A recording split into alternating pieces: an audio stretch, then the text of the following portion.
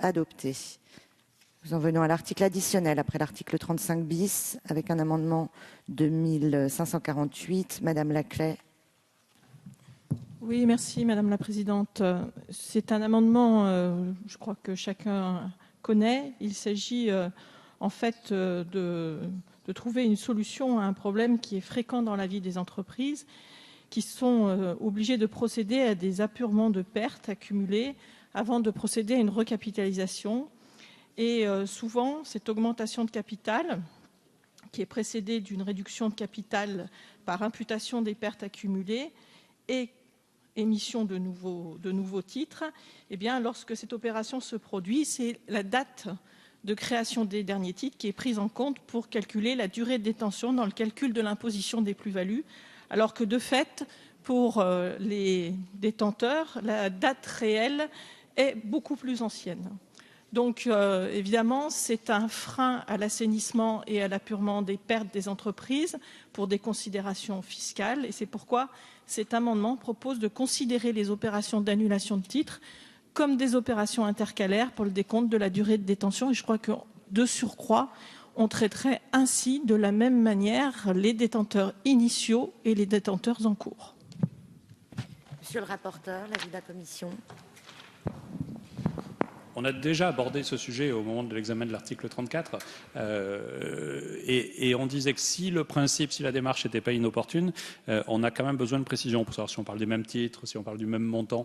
Et donc c'est pour toutes ces raisons que nous avions émis un avis défavorable parce que même si la démarche est plutôt intéressante, elle n'est pas sécurisée dans le dispositif tel qu'il est présenté. C'est pour ça que la Commission a émis un avis défavorable. Monsieur le ministre. Oui, on a eu en effet ce débat en commission spéciale. Et j'aurais le même avis. Je pense que le problème que vous soulevez est un vrai problème. Le rapporteur vient de le dire. Néanmoins, on a aujourd'hui sur les plus-values mobilières fait beaucoup d'avancées, en particulier en 2013, qui, pour les cas que vous mentionnez, sont à prendre là aussi en compte, et qui, c'est vrai, ont toujours prévu que l'abattement pour durée de détention soit décompté depuis la date d'acquisition ou de souscription des titres par le contribuable. Et lorsque les titres cédés ont été souscrits dans le cadre d'une augmentation de capital, cet abattement il est décompté depuis la date de souscription.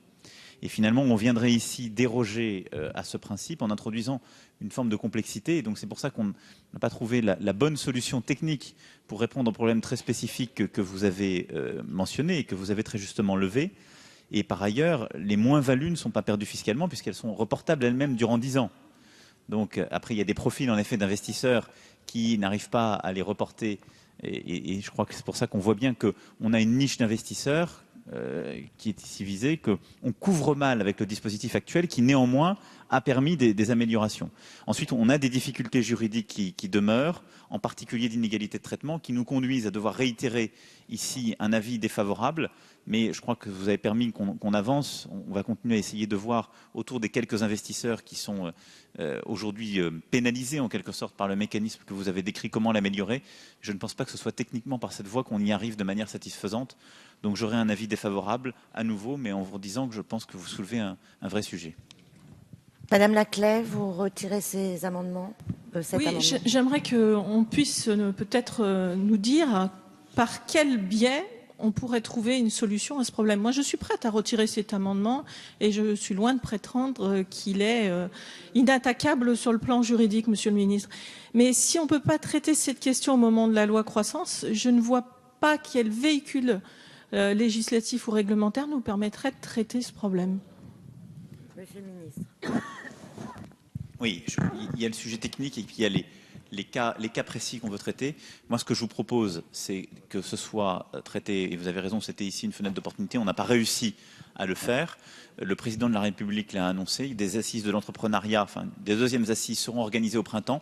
Moi, je propose qu'on le mette au menu de ces assises. Je rappelle que les précédentes ont permis d'améliorer le régime des plus-values mobilières, et donc qu'on mette le cas de figure que vous présentez au menu de ces assises qui s'organiseront donc au printemps, et vous y serez associés, je m'y engage. Madame Laclais. Avec ce double engagement, je retire mon amendement, bien sûr. Gardez le micro pour présenter le suivant, 2558. Alors, 2558. Alors, il s'agit là aussi d'un problème qui a d'ores et déjà été soulevé et qui concerne donc les sociétés en participation.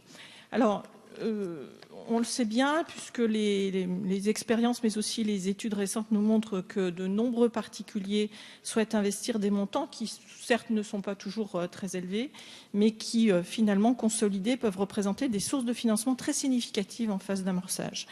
Alors, néanmoins, de tels investissements se heurtent aujourd'hui à de grandes difficultés. Je ne vous les détaillerai pas, elles sont détaillées dans l'amendement. Et donc, il me semble, et après en avoir discuté aussi avec votre cabinet et vos services, Monsieur le Ministre, que l'état actuel ne permet pas de trouver une solution aux situations que j'ai évoquées.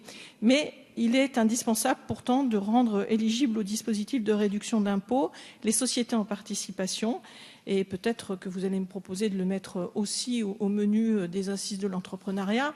Voilà, mais il me semble qu'il y a là un vrai problème. Je ne nie pas non plus le problème juridique que cela peut causer, vous me l'avez évoqué en commission, mais néanmoins, je trouve dommage que nous ne trouvions pas une solution pour des investisseurs qui peuvent représenter, quand on discute avec eux, véritablement des possibilités d'investissement pour nos entreprises, particulièrement pour les start-up. Monsieur le rapporteur. Je crois que l'engagement pris par le ministre sur l'amendement précédent vaudra aussi pour celui-ci, voire pour les suivants, parce que les problématiques telles qu'elles sont posées par Madame Laclais sont évidemment des problématiques intéressantes. Cet amendement peut paraître positif parce qu'il permet à un cercle d'investisseurs de s'associer, je le rappelle, de manière fiscalement transparente pour pratiquer des investissements dans les PME. Toutefois, la conséquence de cet amendement, s'il était mis en place, aurait pour effet de contourner le régime applicable au financement ISF intermédiaire et donc du coup de contrôler le contrôle de l'AMF. C'est la raison pour laquelle il y a eu un certain nombre d'inquiétudes sur cet amendement, parce que ce contrôle, il est de nature à protéger l'épargnant. Donc je crois qu'il faut sécuriser le système, et peut-être que l'échange global qui aura lieu dans les semaines qui viennent avec le ministre permettra cela, parce que si nous arrivons à sécuriser le système et faire en sorte que l'épargnant soit protégé, quel que soit le cas de figure, ça nous permettra d'éviter que l'amendement ait comme conséquence que les montages opérés se fassent au détriment, et surtout au détriment de la sécurité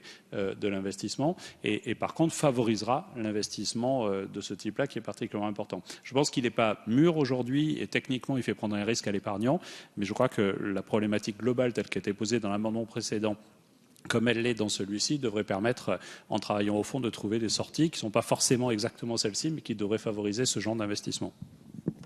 Monsieur le ministre. Je prendrai le même engagement sur cet amendement si vous l'acceptez. Madame Laclais.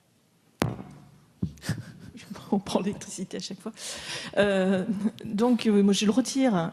Je vais pas insister sur ce point, mais je crois que l'argument consistant à dire qu'on fait prendre un risque à l'épargnant n'est pas, me semble-t-il, le bon argument, si je puis me permettre.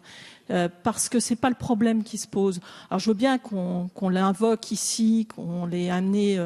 C'était pas celui de la commission, il a surgi ensuite. Moi j'entends qu'on n'est pas prêt, mais je crois qu'aujourd'hui nous avons au contraire des épargnants qui aimeraient bien investir et qui ne peuvent pas le faire, faute d'avoir un outil qui soit spécifique et qui permette de le faire dans des conditions qui soient fiscalement intéressantes.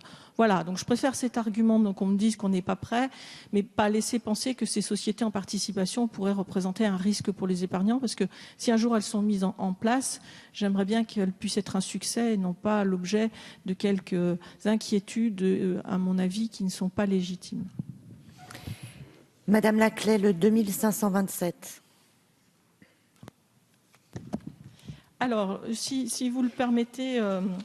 Je vous propose peut-être que le 2527 et les deux suivants soient présentés ensemble, puisqu'en fait, ils ont le même objectif, ils ont des variantes. Ainsi, puis-je peut-être espérer que l'un des trois pourra retenir, sinon l'accord du ministre, au moins sa bienveillance.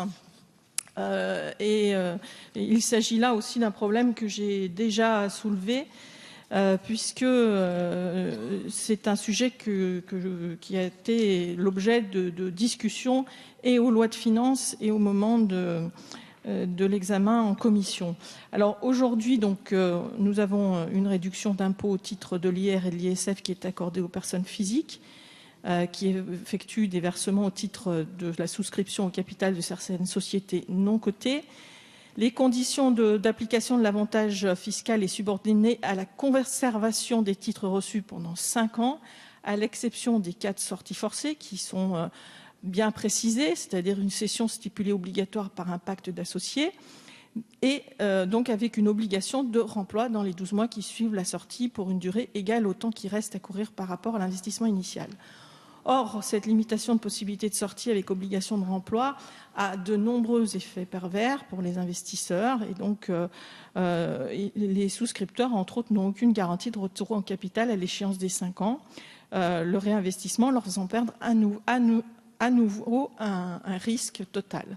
Donc, moi, j'ai déposé 3 amendements avec des variantes, moins de 10 ans, moins de 7 ans. J'ai essayé de tenir compte de ce qui s'est dit en commission.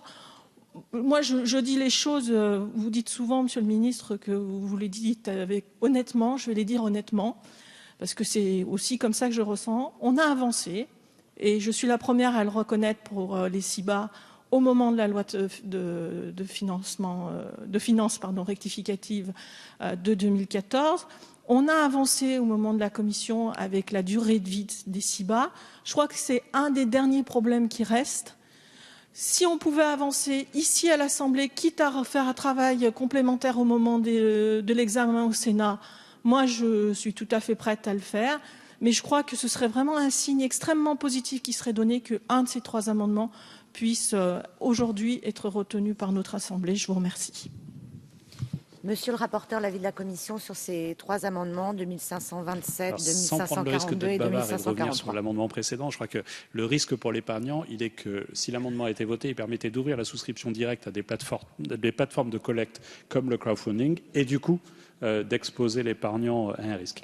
Sur ces 3 amendements qui sont présentés, la problématique telle qu'elle est posée, c'est celle de la stabilisation de l'actionnariat des PME. Et c'est vrai que du coup, on est sur une question de délai qui est un peu courte. Le dernier pose la question, en fait, on raisonne par rapport non pas au montant investi à l'origine, mais le montant de la sortie. Le premier est quand même sur une durée relativement longue. Le 2542 pose la question de la transparence, ou la garantie de la société, de la transparence des actionnaires dans les sociétés en participation. Parce qu'il faut le rappeler, les associés vont payer l'impôt sur le revenu à travers cet investissement-là. Il y a une forme de transparence. C'est vrai que des 3, pour lesquels la Commission a émis un avis défavorable sur les 3, le 2542 pourrait être celui qui présente le moins de risques et qui, pour ma part, pourrait appeler à sagesse. Mais je rappelle que sur les 3 amendements, la Commission a émis un avis défavorable compte tenu de la question de la pérennisation de l'investissement et compte tenu du fait que la stabilisation de l'actionnariat dans les PME est particulièrement importante et qu'il nous faut lutter contre des ventes de caractère plus spéculatif qu'on pourrait retrouver. Monsieur le ministre. Oui, vous avez raison, Madame la députée, de noter que des avancées ont été faites et je vous en remercie d'ailleurs aussi bien dans la discussion budgétaire de l'hiver qu'en commission spéciale. Sur ce sujet, j'aurais, moi, un avis défavorable suite aux arbitrages interministériels pour une raison simple, c'est que nous sommes en discussion avec les services de la Commission suite à la réforme des aides d'État pour refondre le dispositif ISF-PME, ce qui ne nous conduit pas, en effet, à procéder à des modifications dans la période. Donc j'aurai pour cette raison d'opportunité un avis défavorable, même si je comprends très bien ce qui est recherché. Et je pense que le constat qui est fait par le rapporteur, en particulier sur votre dernier amendement, est tout à fait juste sur le fond. Mais donc, en raison de ce calendrier, avis défavorable du gouvernement sur les 3 amendements. Madame Laclais. Je maintiens le 2542 et je veux bien retirer les 2 autres. Je le maintiens parce que je crois que d'ici à ce que nous ayons un retour après lecture au Sénat, on aura peut-être progressé sur l'ISF-PME et on est toujours à même de pouvoir corriger donc, cet amendement. Donc pour ma part, je maintiendrai le 2542. Monsieur Collet. Oui, simplement pour dire, Madame la Présidente, que le groupe socialiste a bien entendu les arguments et tout le travail qui s'est fait, y compris depuis la commission spéciale. Et je pense que nous pouvons considérer qu'il serait bon de donner un signe pour que, d'ici la lecture au Sénat et le retour, nous donnions forme à cet amendement 2542 de Bernadette Laclais, que nous pourrions voter en l'état sans faire trop violence aux avis qui viennent d'être donnés. Donc le 2527 est retiré. Je mets aux voix le 2542 qui a reçu un avis défavorable de la commission, mais de sagesse du rapporteur et un avis défavorable pour le moment du gouvernement. Qui est pour? Qui est contre? Il est adopté. Est-ce que... Oui, très bonne question. Monsieur le ministre, vous levez le gage?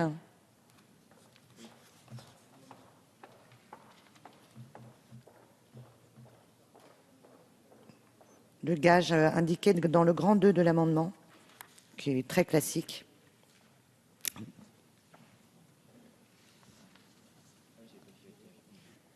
Non, vous ne levez pas le gage. Bien.